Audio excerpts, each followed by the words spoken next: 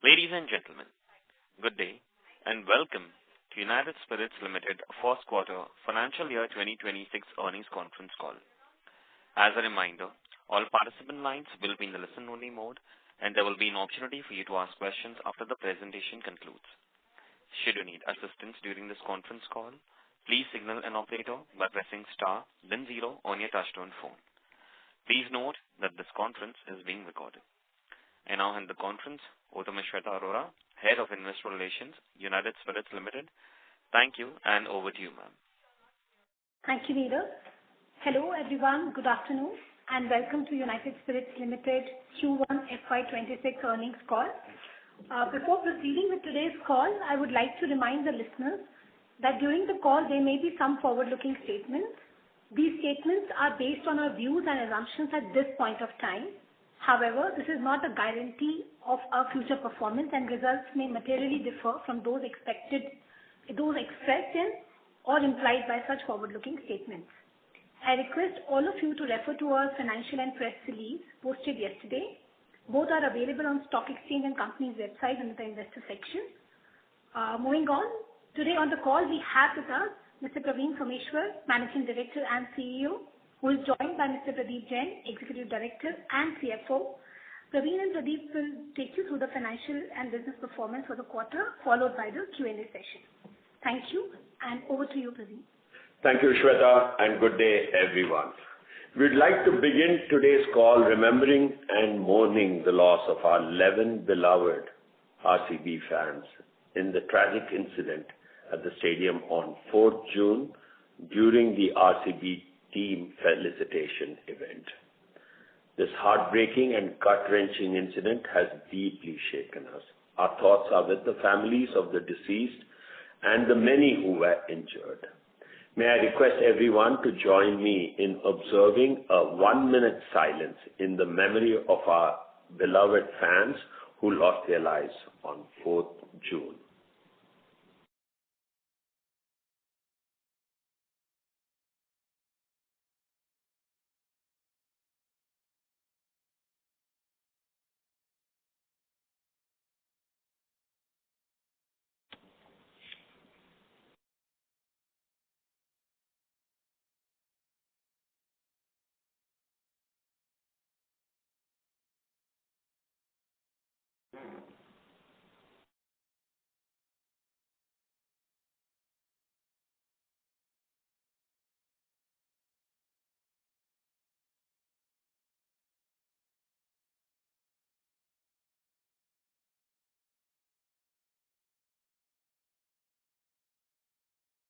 You may go ahead.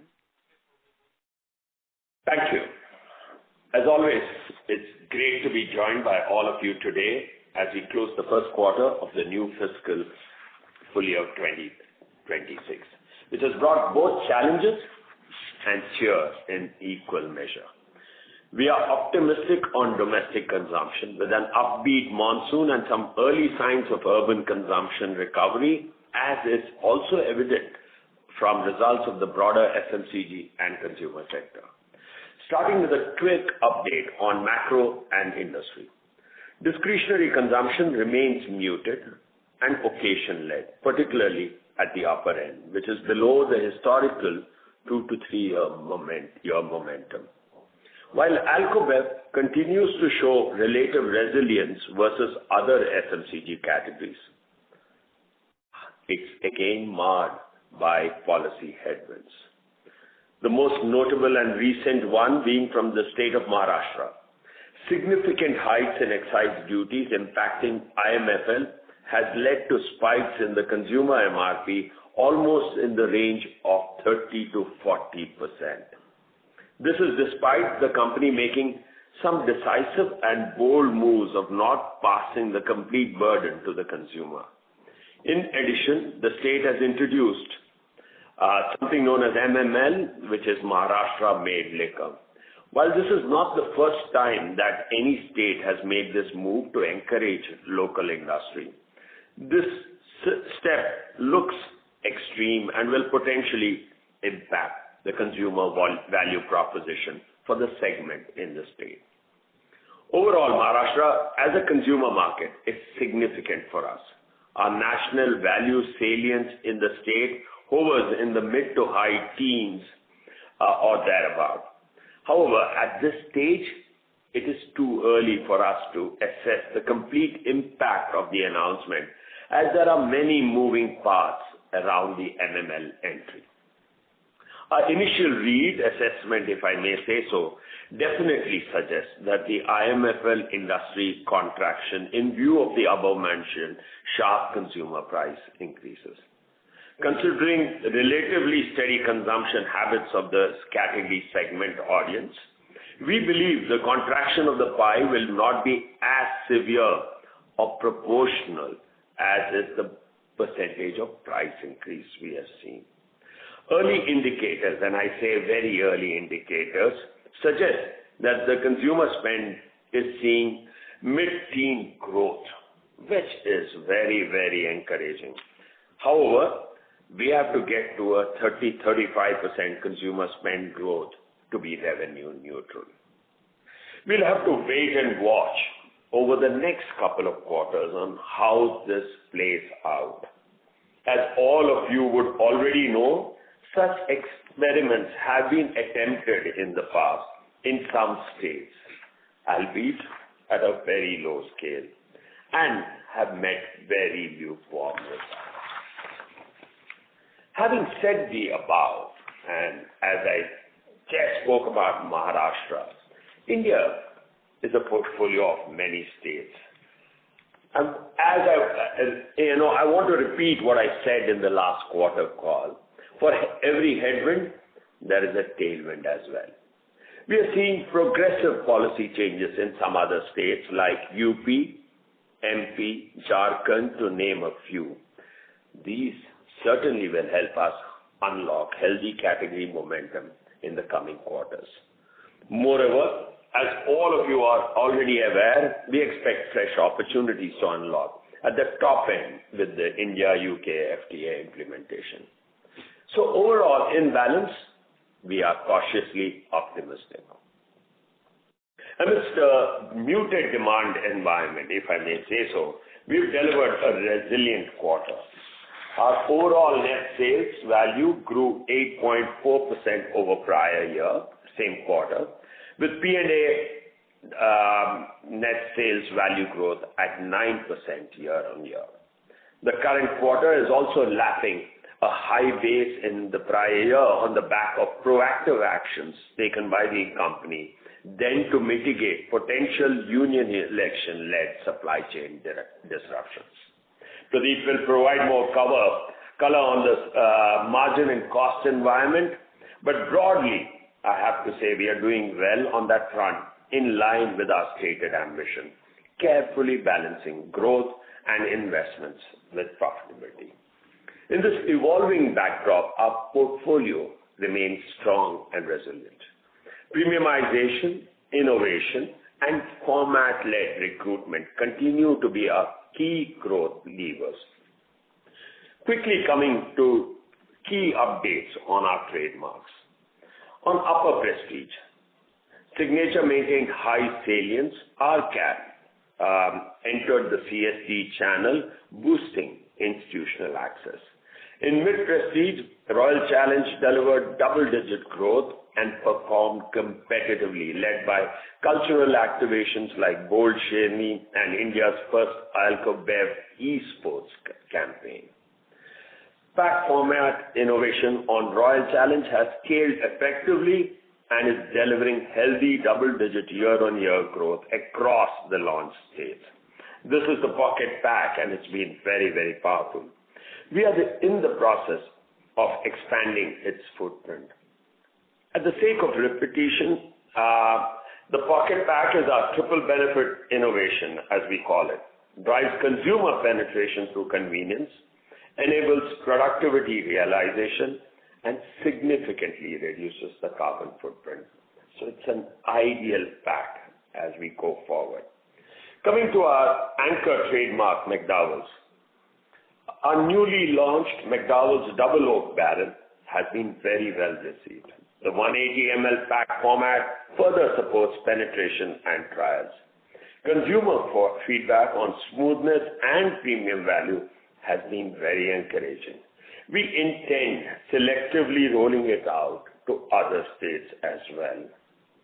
McDowell X Series sustained its momentum, especially in the eastern states, and share is helping us gain share in the white spirits. Our India single malt Godawan continues to register very strong growth, supported by the recent launch at the Bangalore duty-free and some other markets, and strong traction in the CSD channel. Its UK debut included listings at Selfridges and Soho Square. With 100+ awards, it continues to redefine Indian luxury malls, and it presents a significant opportunity of export, which remains untapped.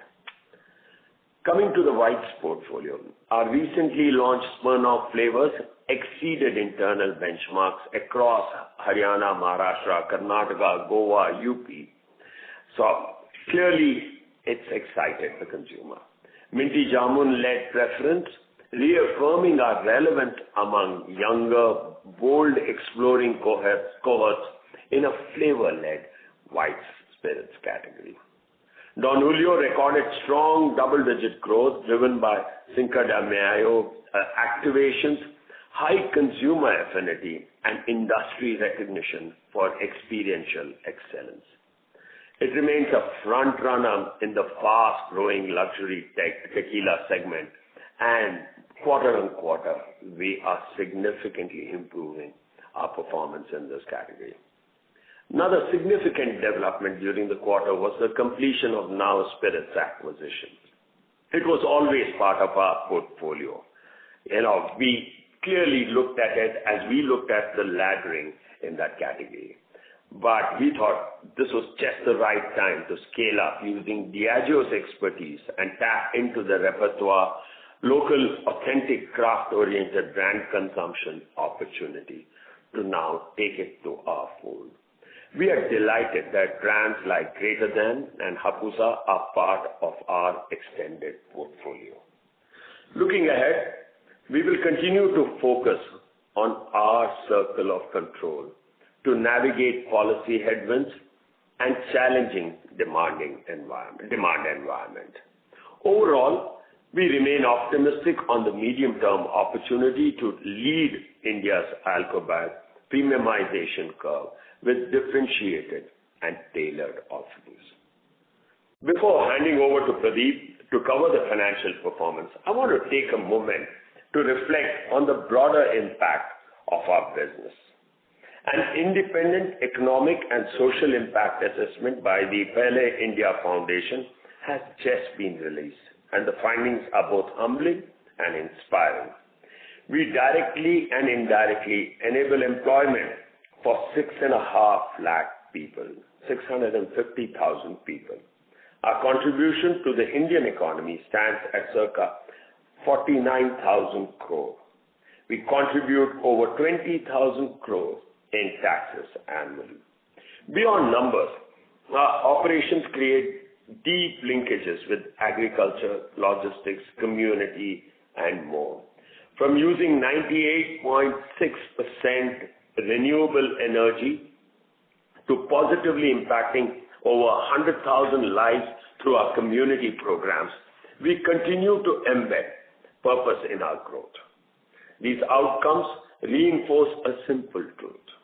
When business puts people first, economies thrive. As India accelerates towards Viksit Bharat, we are proud to be more than just a consumer company. We are a committed partner in shaping an inclusive, progressive, and globally respected India by 2047. With this, I hand over to Pradeep for a quick update on the financial performance for the quarter. Thanks, Praveen, and good afternoon, everyone. Thanks for joining us today on the first quarter of fiscal year 2026 earnings call. It's an absolute delight to address all of you. I will request all of you to refer to the financial and press releases from last evening, and I'm sure you must have already seen our preview released earlier this month. As Praveen mentioned earlier, we have delivered a steady quarter despite the demand environment being soft.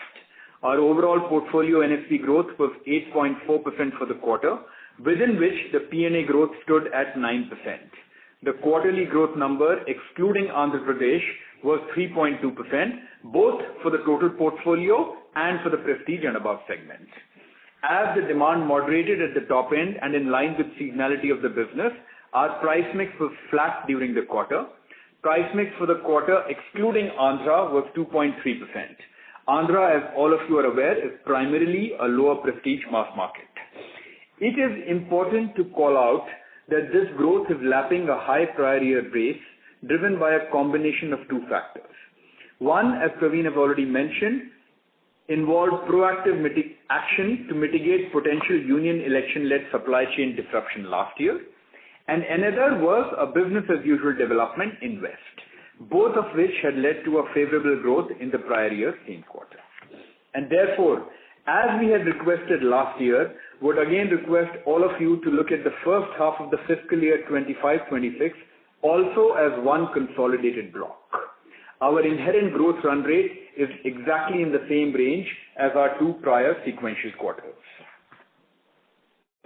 On the cost side, input commodity inflation is under control, except neutral alcohol spirit, which remains structurally inflationary. All eyes will be on the ethanol blending targets in the ethanol supply year 2025-26, as the government has not revised the ethanol blending policy for the last 2 years. The next announcement is expected around October-November this year. Glass inflation was mitigated through alternative sourcing, alternative packaging solutions, and long-term vendor contracts, and therefore contributed positively to COGS and gross margin. That said, we do expect some supply-related disruptions in the upcoming quarter on glass, owing to planned furnace shutdowns from key suppliers both in the east and the west of the country.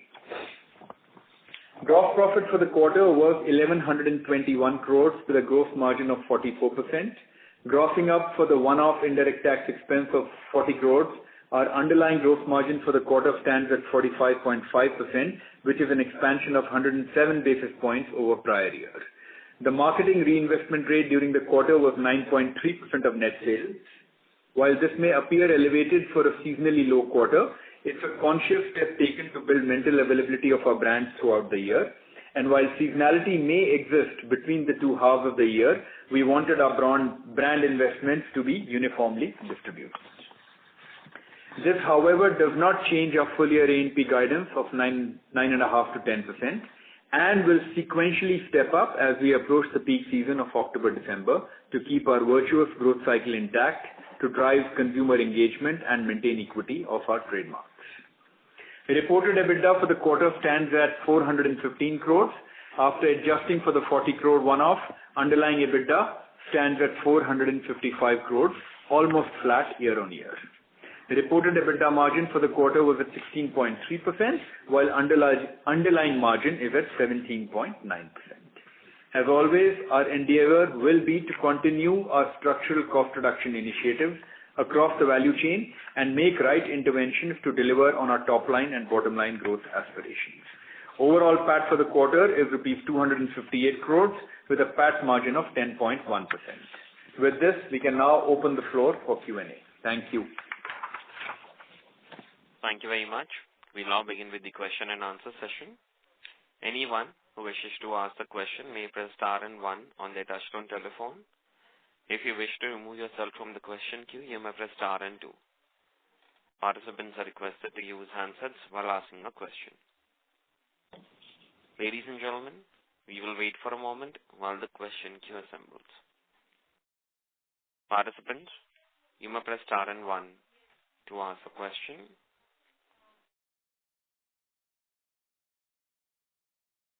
The first question is from the line of Avnish Roy from Nuvama. Please go ahead.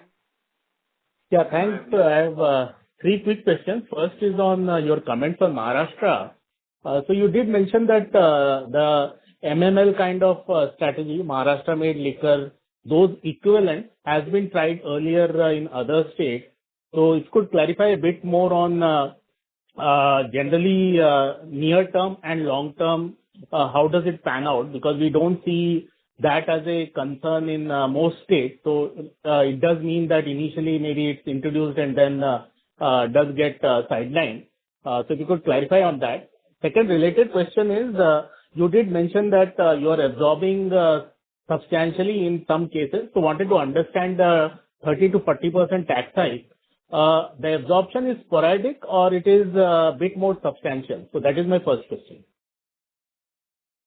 So I'll start with the first question and your whole question on which other state they did introduce state-made liquor. I'm told Rajasthan had it some years back. Much before that, UP experimented with it. And in both cases, they realized over a period of time that it didn't make any substantial impact and it just impacted the taxes and duties, and they completely changed it over the next few years in their yearly policy updates. So, too early to say what will happen in Maharashtra and how it will work out, but clearly it shows in the past that it didn't work. On absorbing some, not passing on the complete pricing. Look, I don't think there was a one-size-fit-all. It was different brands priced differently, and it was nicely laddered. In the upper, if you see the middle prestige level, we have absorbed significant sums of money. At lower prestige, we've been marginal absorption, and that's not very big absorption in terms of absolute duties. At popular, at below lower prestige, we passed on everything because there was a minimum price requirement also, and therefore we had to pass on. So it's been done differently across brands and across categories, but that's how we have done it, and we've carefully created it so that the laddering continues in the category and the consumers in some manner are softened.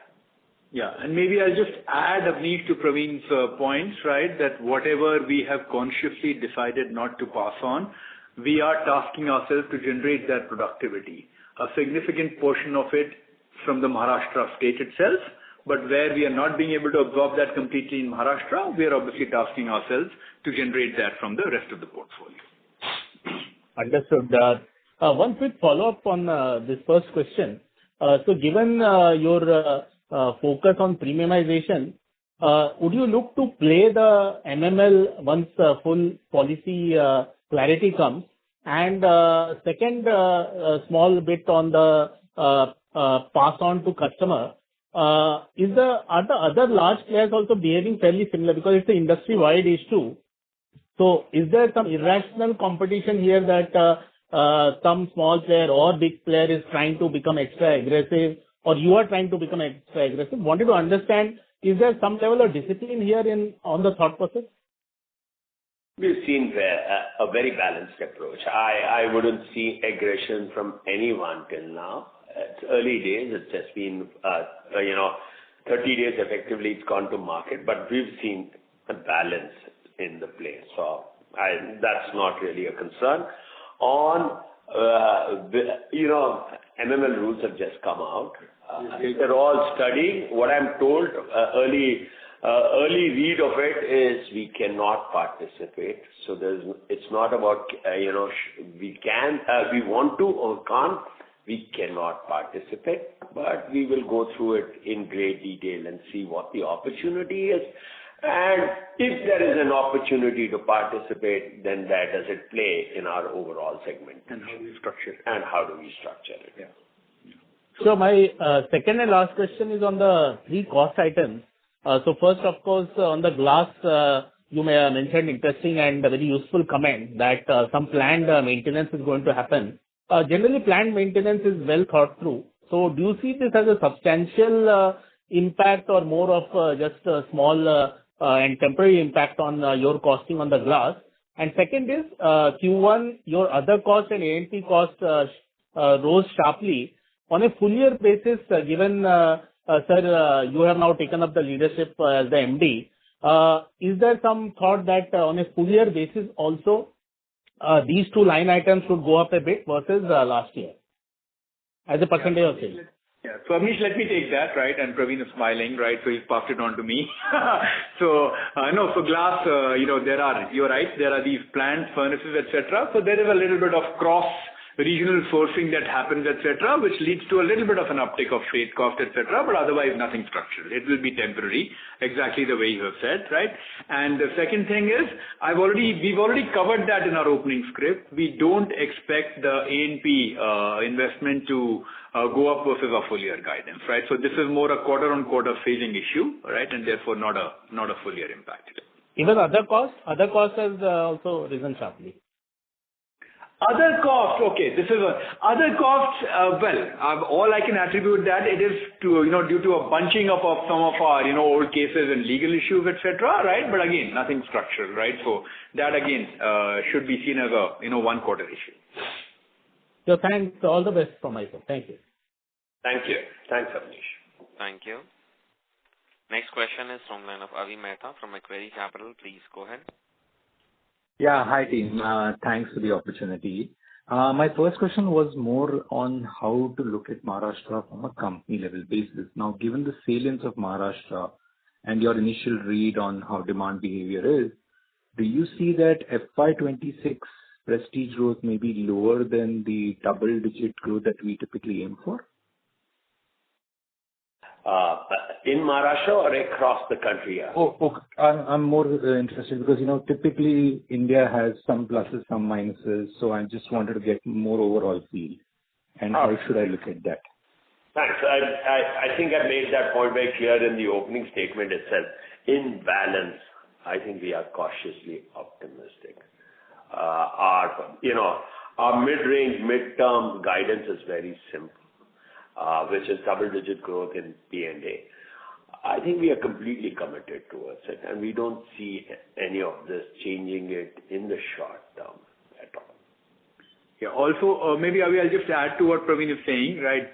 There have been, and you've been associated with the company for the past, right? I mean, you've seen Delhi happen. We lost about 6 to 7 points of growth. We were immediately able to reallocate resources and punch our weight in other geographies, etc. So that's what Praveen is saying. That will be our aspiration, right? We also have to wait for the peak season, right? I mean, once October, November, December kind of we go through the season, etc., then we will be in a better shape, right? But as of now, we are not diluting our aspirations for a prestige and above double digits. Very clear, very clear. Thanks a lot. That's excellent to hear. The other bit is, yes, if that is the case, and even though you're looking to use productivity to offset some of the tax hikes in the year, would it be fair to say you remain confident of EBIT growth being higher than sales growth? It'll moderate, as I've always mentioned, right? I mean, if you see that we've been fairly ahead of what we have committed over the last 2 to 3 years, and as one had mentioned last time, it is going to moderate now, right? But like any forward-looking organization, we always try and extract the EBIT growth a little ahead of our revenue growth, right? So that's a fair expectation. Keep us honest on that, and that's what we strive for. And last, with your permission, just a clarification and bookkeeping. Could you just explain what this indirect tax actually about and why, and how is it, and what is this related to? That's all from my side. Thank you. So Avi, first of all, I just want to dimensionalize the amounts, right? While the 40 crore number looks large for a single quarter, it's almost a 5-year catch-up, right? And that's our ongoing risk assessment, of our plethora of, our dispute resolution book is large, as you are aware, because of legacy issues, right? So we keep assessing that depending on developments. On this one, we felt that, it is better to kind of cover ourselves based on some trigger events that have happened, right? There is a much more detailed disclosure on the issue in our annual report. You will get a better sense. So broadly, what I'm saying is the annualized number will be in the range of about, 6 to 8 crores. On that also, we are driving productivity interventions. Our intent will be to ideally completely neutralize, but there might be some spillover cost that comes into our algorithm. Sorry, this 6 to 8 crores this quarter it was 5.7 crores. So you are including the interest, or you're talking just about the RM? I just wanted to clarify that part, because you saw an interest impact also, right? About 1.7 crores. So I'm keeping the interest. Sorry, 3.2 crores. Okay. I'm keeping the interest cost of 32 crores aside, right? I'm just talking about the 40 crores that is into the operating results, right? So that's what I'm saying. The annualized number will be about 6 to 8 crores on an annualized basis. It's a 5-year catch-up, right? And therefore, it's not very material, and we are driving interventions to kind of, neutralize that number also. Thank you very much. That's all from my side. Thanks a lot. Thank you. Thank Thank you. you. Next question is from line of Percy Panthaki from IIFL Securities. Please go ahead. Hi, sir. Because of the change of Maharashtra excise duty, was there any kind of sort of early buying by the trade, which sort of you would like to call out in terms of benefit on the volume growth? Actually, not at all. We actually cleaned our pipeline because we were very, very clear that we will move into it. At that point of time, there was not enough clarity on various things, so we didn't clog the pipeline. And Percy, all within the quarter, right? All within the quarter, right? So even if there was any trade would have taken something, it's all within the quarter, right? So we're not carrying forward anything. Understood. Also wanted to understand the gross margin expansion, 100 basis points YOY, especially in light of the fact that your price plus mix in the P&A segment is 0 this quarter. So generally we struggle to even deliver 100 basis points even with a pricing plus mix, and this time that lever is completely 0. So can you throw some light on this? Yeah, commodities have been kind this quarter, Percy, right? I mean, neutral alcohol spirit was kind, and even glass, right? Because we're migrating to PET. So mostly the entire commodity portfolio was kind, right? But like I said in my opening script, neutral alcohol spirit structurally remains inflationary, as you are aware, right? Because of ethanol blending, the policy has been updated for 2 years, so that will come in. So it's more wait and watch as the policy comes in sometime in October, November. Right? As of now, it's been kind, right? So that's the one that has given us the kicker. Understood. And just to get my figures right, did you mention that excluding AP, the volume is 3 and the price is 2? Yeah, the volume is 3 and the mix is 2. No, total growth is 3, right? For the excluding Andhra, if you just strip out Andhra, right, our total NSP growth is about 3 and volume will be 1, right? Because the price mix is 2. Shweta, did I get that right? Okay. Yeah. Okay. So basically your total volume growth is 9 and ex Andhra is 1. So Andhra is about 8% of the volumes this quarter. On volume, yes. Yes, Percy, absolutely. Was it ever this high? Because my understanding was that it was more in the region of about 4.5 to 5% before all the problems in Andhra happened. Yeah, Percy, value contribution was always in the 5% range, 4.5 to 5. Volume contribution was always higher. Like I mentioned, it is a lower prestige mass market, right? So volume is higher. Got it. That's all from me. Thanks and all the best. Thank you. Thank you. Next question is from the line of Latika Chopra from JP Morgan. Please go ahead. Yeah, hi. Thanks for the opportunity. Let me just, check few things on Maharashtra. In your initial comments, you said the revenue salience for the state is about mid to high teens. I would assume, the BIO and parts of BI portfolio have not been affected by, the tax changes. So if you adjust for this piece, would you say the impacted portfolio is a low double-digit kind of salience on aggregate revenue basis for you? Yeah.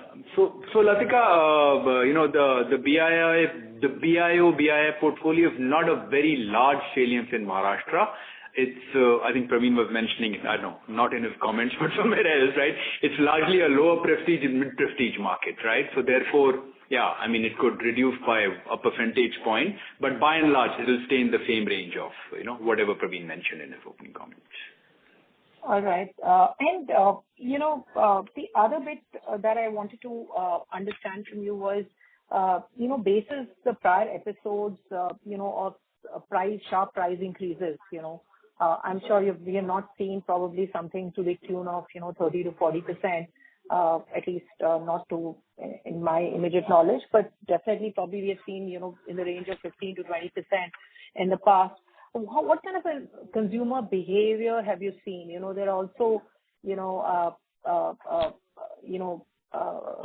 updates on, how liquor from the neighboring states could come in. There is consumer down trading. But any specific episodes or examples on the quantum of volume or value impact that you would want to share? Just to give us some context on, how the purchase behavior and growth rates have, been affected in the past. So thanks, Latika. First, a very interesting question. Okay. As I said, Alcobev usually shows a lot more resilience. Okay. Unlike some other categories. My whole FMCG category is a lot more sensitive to pricing. I believe Alcobev is a lot less sensitive to pricing, and it's all in relative terms, I would say. That's the first thing I'd say. I don't know if I said it, but, I know I've done the market, I've done Maharashtra over the last 1 month, and as we look at data, what we are seeing is that consumer spends are showing a strong double-digit growth. Overall consumer spends. If you went to the retail outlet and looked at what they actually saw in terms of retail sales in the month of April, May, and what they see after mid-July when the impact of the price increase, we are seeing a strong double-digit growth, which tells me that it talks to the resilience of the category. That's the first thing I'd say. However, as I said, we took a 30-35% price increase. That's something we need to keep in mind, and it's very early days. So what gives me comfort is the growth in consumer spends and the strong double-digit growth in consumer spends. That gives me some comfort. We still have a long way to bridge. There are many things we'll need to look at carefully, and therefore we will need to be agile as we go through the next few quarters, as we restate our laddering and segment the portfolio and play the brand back into price opportunity. But that's an exciting space. But I can say the sticker shock is not half as bad as what I would see in other categories. And that's, to me, very, very positive. Does that answer your question, Latika? Yeah, to an extent. Thank you for that. The second question that I had was on this import duty reduction benefits timeline. Any updated thoughts here on when we start to see some of that effect flowing through? Thank you. So Latika, we believe it should happen in the April-June quarter, right, which is the first quarter of next fiscal, because these products also have a long pipeline, right? At any point of time between the high seas and the stocks that we have for across the country, etc., there's a long inventory pipeline. So we believe that will happen sometime between April and June. All right. Thank you so much. Thank you. Thank you, Radhika. Thank you. Next question is from line of Jay Doshi from Kotak Securities. Please go ahead. Yeah. Hi, Jay. Hi. Thanks for the opportunity. Some more numbers if you can share on Maharashtra. First of all, are you seeing by any chance upgradation from popular to lower prestige or lower prestige to mid prestige in Maharashtra, given that you've absorbed a larger part of tax increase in mid prestige and then some in lower prestige, and you've not passed on any. So are you seeing that trend, and how big is the popular market? I know DSP Black is a very large brand, but would really want to know, in terms of volumes, how big is the market, and could this be opportunity in some form, in terms of relative market share for United Spirits? So, Jay, first, good question on how the segment. It's very early days. I don't think we have any reads on premiumization, as you call it, or we all call it, where people are getting laddered from popular to LP, lower prestige to mid prestige. And look, the price difference between popular and lower prestige has significantly reduced. So you're bound to see some upgradation. Okay, the price difference between a lower prestige and mid prestige remains the same, but I think typically there are some price points which seem a lot higher than they really are. So we'll go through all of that. Too early to say what will there be upgradation and what is the percentage of upgradation? There will be some play.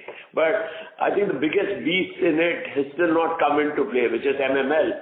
And as and when it comes in, we will really read the market as to what is the laddering, what is the premiumization, and therefore what is the upgrade and where will volume start aggregating. But this is a wait and watch, and we're carefully seeing the market, and as we build trends, we will appropriately adapt ourselves to unlock potential. Understood. Second is, on your, you still maintain an aspiration for double-digit, growth in P&A. But when I look at, the recent quarter numbers X of AP, and AP will start anniversarizing from December quarter. So I feel that X of AP and X of Maharashtra, the growth, trajectory was not that strong.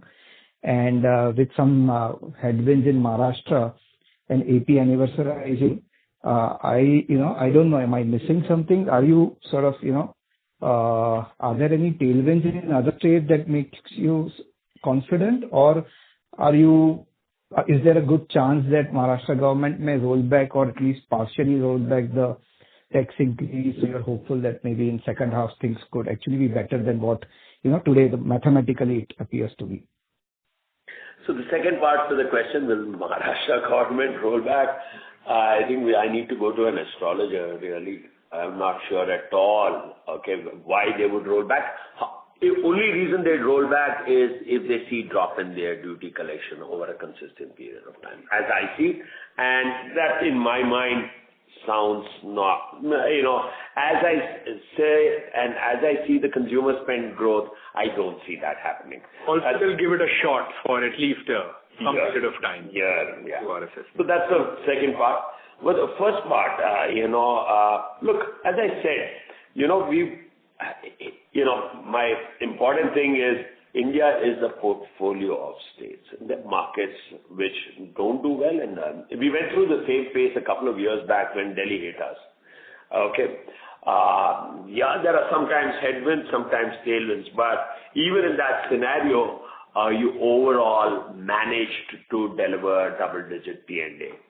Now, as I see, if I look at UP, it's been a very progressive policy. Our outlets have doubled. I'm just giving you, there are lots of things which have happened which give us the clear opportunity to unlock category momentum. MP, same way. Jharkhand is going to go through a new go-to-market in the next 30 days. So I think there are states, and there will be, in my mind, more states which will open up as this is a yearly policy, and therefore we've always seen a balance, and therefore our belief is that we will start seeing some of these build scale. Understood. Thank you, and wish you the very best in this role, Ravi. Thank you. Thank you. Thank you. Thank you. Next question is from the line of Krishan from Nirmal Bang. Please go ahead. Hi, Praveen. You just mentioned UP. What's your view on the developments that have happened on the ground in the last 5 or 6 months? How much have you seen the IMFL demand go up in the states because of practical, as you said, doubling of the number of outlets? And a follow-up to that, would there be a need to relook at your capacities in the state and make substantial investments? Okay. First, we have a lot of capacity, so I don't see capacity being an area of concern at all in that state. The rollout happened in pretty much end April to end May, and that's why I said it's, the policy happened in March, the rollout happened end April, end May. So, the outlets are starting to come into play, and you're starting to see that build out. So we've seen very healthy growth. So very, very healthy growth in June and July in UP. That gives us the confidence that that market is going the right direction. So overall, UP policy is progressive, and we see that looking very good. Would your NSV contribution from that state be in the mid to high single digits in FY25? I wouldn't get into that because it's a collection of states. I wouldn't say, that's why I didn't want to get to a state discussion. I said a few states, and each of these states are reasonable. What I gave you was one state, given Maharashtra, the significant change. Understood. And on Maharashtra, just one clarification, since you mentioned mid to high teens sales contribution, would Maharashtra be more profitable, and therefore would the EBITDA contribution from Maharashtra be relatively higher? Marginally, I would say, Krishnan, right, but not. I mean, there was a time 6 years ago when Maharashtra used to be dramatically profitable compared to the rest of the portfolio. But over the years, the gap has narrowed down significantly, right? So it will not make a material difference to the national algorithm. Understood. And this is at an overall level, right? Because in Maharashtra, you continue to retain the popular segment, right? So this mid to high teens contribution would be at a total level or P&L? Total level. Value contribution? Yeah, total level. Yeah. Okay, that's it. Thanks a lot. Thank you. Sorry, just before we move on, right? Sorry, Neerav, just a minute. Before we move on, I just want to clarify on the volume question earlier. The volume ex-AP on P&A is 1%, while total is 2.7%. Yeah, move on. Thank you. Next question is from line of Harit Kapoor from Investec India. Please go ahead. Yeah, hi, good evening. Just wanted to question on the broader competitive market environment. Some of your listed peers have seen fairly sharp acceleration in growth rates over the last 2 quarters. While Andhra is obviously a factor for them as well. But, just wanted to get your sense on, this acceleration growth, and at the same time, the market, demand environment at the overall level not being so conducive. So just some comments on the competitive environment, some of the large Indian players growing at a rapid pace, your thoughts?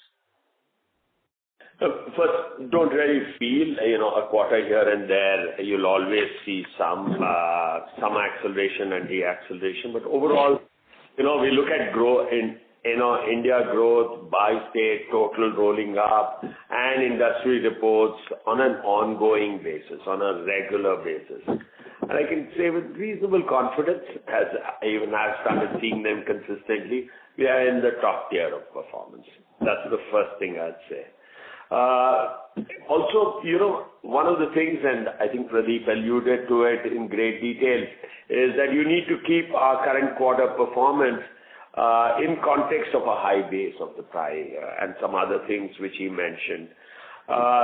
So therefore normalizing, and if I were to see our growth rates now, and if you were to look at it first half of the year, you will realize that we should be on the right side at the top tier of the performance. So I feel comfortable, and I also feel that sequentially we've been pretty consistent. Fantastic. The second point was, you did mention about improving urban sentiment. I think you referenced the FMCG companies, but are you seeing that uptick going through the quarter, going through Q1 and into Q2 also, that on ground demand sentiments for the sector or for yourself in particular have seen some improvements, obviously Xing out the noise of say Maharashtra being negative or UP being positive?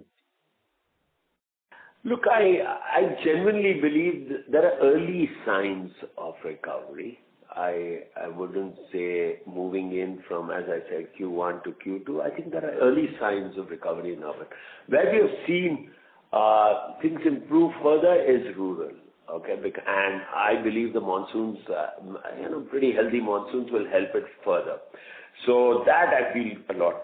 Urban, we've seen early signs of recovery. It shows up in all the other FMCG businesses, and I believe this I think momentum will continue. It will continue to improve. Festive will be the true test in my mind for all other categories and certainly for our category. Great. Wish you all the best. Thank you. Thank you. Thank you. Next question is from Arnab Mitra from Goldman Sachs. Please go ahead. Yeah, hi. It relates to the top end of the P&A where you mentioned that the growth trends are still very tepid. And I think our initial diagnosis for the macro issue consumer is not spending there, and also we have a slightly high base coming out of COVID. But now that it's continued for a long time, I was wondering, what do you think you need to do the growth back there? Any changes in price laddering, marketing, anything has happened on the competitor side which is constraining our growth there? Because that's, I think, the main delta you can deliver on the top line. So just your thoughts on how to revive that part of the growth. Okay. I'm going to, and PJ build on that. But, even last year, if we were to say, before I get into talking about how our brands are doing, even in the last year, the first quarter and a half was very, very muted at the top end. The top end accelerates typically during the festive time. The before and right up to January, it really accelerates, and that's when consumption bunches and spikes up. Okay. So that's the first thing. So, we saw the same behavior last year. We believe we will see the same behavior this year, and therefore festive is an important part of that.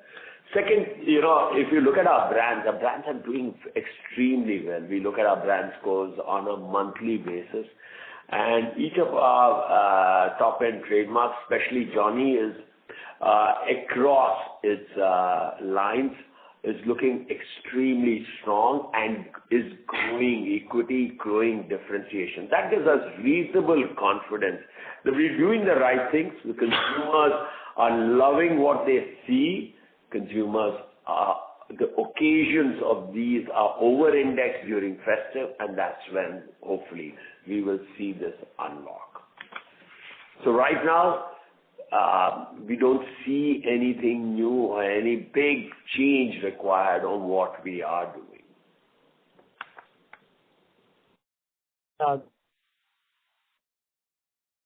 To that is, in terms of affordability in the category, any challenge? Is that one of the feedback? I don't know if in your consumer research that the price gap is quite large and that is there's a certain consumer upgrade which is not happening, or you think pricing is something which is not an impediment in terms of getting the growth back here?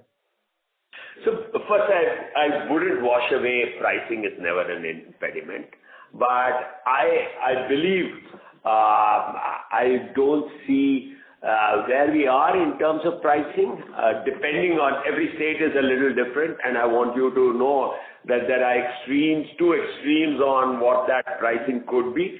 But I think it's reasonably well laddered. We've smoothly ensured, if you look at our overall segmentation and the way we have laddered it, is we've got upper prestige, because bottled in India, and that is our beginning of luxury, and then you got the top-end luxury, which is BIO. So it works very well. It's consistent. We don't see that as issues. We'll keep tweaking it basis what we see and this is where there are opportunities. I think it looks reasonably consistent. Got it. Thanks. That's it from my side. All the best. Thank you. Thank you. Next question is from line of Prakash Kapadia from Kapadia Financial Service. Please go ahead.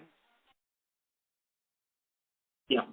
Thanks for the opportunity. Just one question from my end. If you could comment on, what we are seeing in terms of, the state government's populism is increasing. Clearly, alcohol and real estate seem to be the easy target. What I was trying to understand is, given larger states like Karnataka, Maharashtra are seeing uncertainty, disruptions due to policy changes, due to excise duty hikes far higher, and these at least historically were far more larger states for us. So, is the offset by the, newer geographies so high that, we don't see a major impact on, sales for the balance of the year? Is that what is likely to happen? Or, you mentioned the consumer forgets about all of these things and then, sales just normalize and there is no price impact, if any.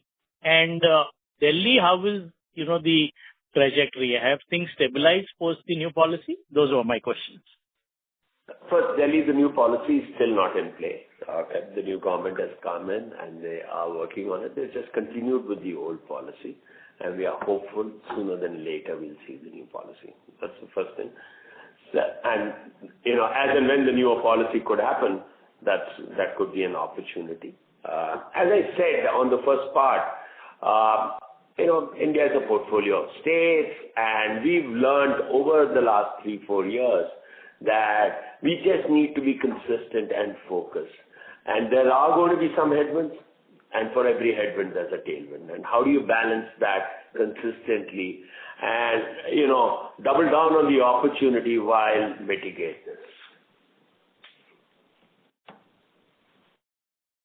So you don't really see much of an impact is what you're saying. It could be offset by some of the other states which we are focusing on.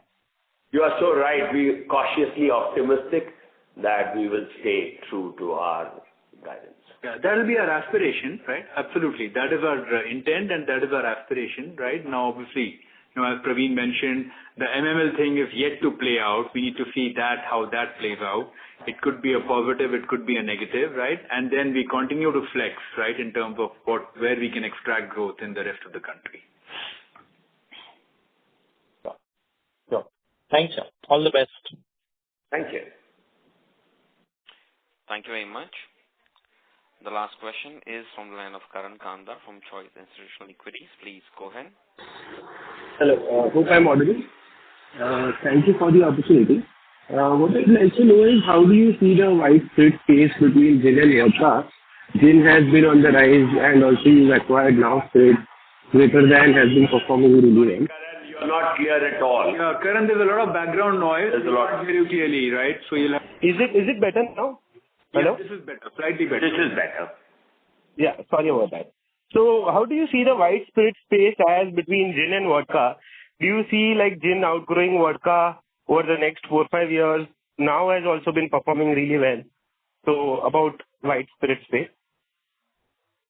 Look, there are cycles and in white spirits. Some years back, gin was the most high-performing space, and it grew rapidly.